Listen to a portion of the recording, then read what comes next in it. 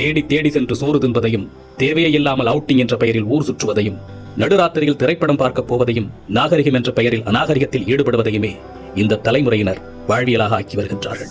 உணவு திருவிழா என்று அறிவித்தால் காசையும் கொடுத்துவிட்டு தட்டை ஏந்தி கொண்டு யாசகம் கேட்பது போல் வரிசையில் நிற்கின்றது சமூகம். ஒரு நடிகன் தன்னுடைய வருமானத்தை பெருக்கிக் கொள்ள நள்ளிரவு காட்சிகளை வைக்கின்றார். அறிவை இழந்து குடும்பத்தோடு சென்று கூட்ட நெரிசலில் சிக்கி இறந்து போகின்றார்கள். அதை பற்றி கவலைப்படாமல் தன்னுடைய வசூல் கணக்கை பார்த்துக் கொண்டிருக்கின்ற ஒரு நடிகனை தலையில் தூக்கி வைத்து வசூல் மன்னன் என்று கொண்டாடி கொண்டிருக்கின்றது இந்த சமூகம். பேசத் தெரியாத குழந்தைகளின் கையில் அலைபேசியை கொடுத்து அதை பெருமையாக பார்த்து ரசிக்கின்றது சமூகம். இரவு 2 மணிக்கு மிட்நைட் பிரியாணியை குடும்பத்தோடு சென்று சாப்பிடுவது கௌரவமாகிவிட்டது.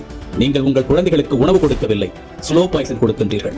உங்கள் தலைமுறையை மரணாக்குவதற்கு மருந்து கொடுத்துக் கொண்டிருக்கின்றீர்கள். பிள்ளையை பெற்ற பெற்றோர்களே, நம்மில் பலர் பிள்ளைகளை உருவாக்கவில்லை, நிறைய வருமானம் கொடுக்கும் ஜெர்சி மாடுகளை உருவாக்கி கொண்டிருக்கின்றோம். உங்களில் எத்தனை பேரின் பிள்ளைகளுக்கு அறிமுகம் இல்லாத ஒரு மனிதரிடம் 10 நிமிடம் உரையாட தெரியும்? சொல்லிக் கொடுத்திருக்கின்றீர்களா? இனி சொல்லிக் கொடுங்கள். உங்கள் எத்தனை பேரின் பிள்ளைகளுக்கு தன்னம்பிக்கைக்கும் தலைகணத்திற்கும் உள்ள வேறுபாடு தெரியும்?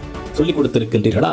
இனி சொல்லிக் கொடுங்கள். உங்களில் எத்தனை பேரின் பிள்ளைகளுக்கு நம் தாய்மொழியில் தமிழில் தொடர்ந்து ஒரு 5 நிமிடம் பிற மொழி கலவாமல் பேச தெரியும்? சொல்லிக் கொடுத்திருக்கின்றீர்களா? இனி சொல்லிக் கொடுங்கள். உங்களில் எத்தனை பேரின் பிள்ளைகளுக்கு உங்களின் மாத வருமானம் தெரியும்?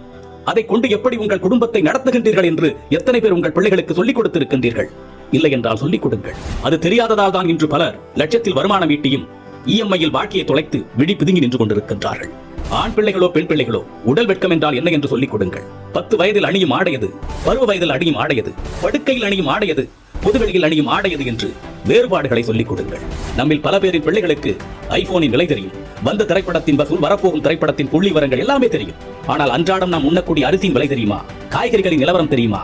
நம் பிள்ளைகளில் பலருக்கு பில்கேட்ஸை தெரியும், எலான் மஸ்கை தெரியும். ஆனால் நம் மொழிக்காக, இனத்தின் வளர்ச்சிக்காக இன்னுயிர் துறந்த தியாக வரலாறுகளை பற்றி தெரியுமா? இன்னும் சொல்வதானால் உங்களில் எத்தனை பேர் அவர்களை நினைத்து பார்க்கின்றீர்கள்? நம் மண்ணின் தியாக வரலாறுகளை நம் பிள்ளைகளுக்கு சொல்லிக் கொடுங்கள். எப்பொழுதுமே உறவுகளை எதிரிகளாக மட்டுமே கட்டமைத்து அவர்களின் மூளைகளை ஏற்றி விடாதீர்கள். உறவுகளை ஒதுக்க தொடங்குங்கள் என்று அவர்களுக்கு நீங்கள் சொல்லிக் கொடுத்து விட்டால் அவர்கள் வளர்ந்து விட்ட பிறகு அவர்கள் ஒதுக்குகின்ற முதலாவது நபர் நீங்களாக தான் இருப்பீர்கள். வாழ்க்கை என்பது வெறும் கேளிக்கையும் வேடிக்கையும் பணம் ஈட்டுவதும் ஆடம்பரமும் மட்டுமல்ல, அது மன நிறைவாக வாழ்வது.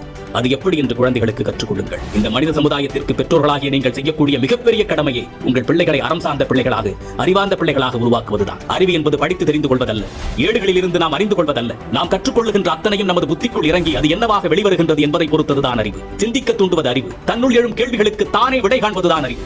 அப்படிப்பட்ட அறிவை உங்கள் பிள்ளைகளுக்கு வழங்கு.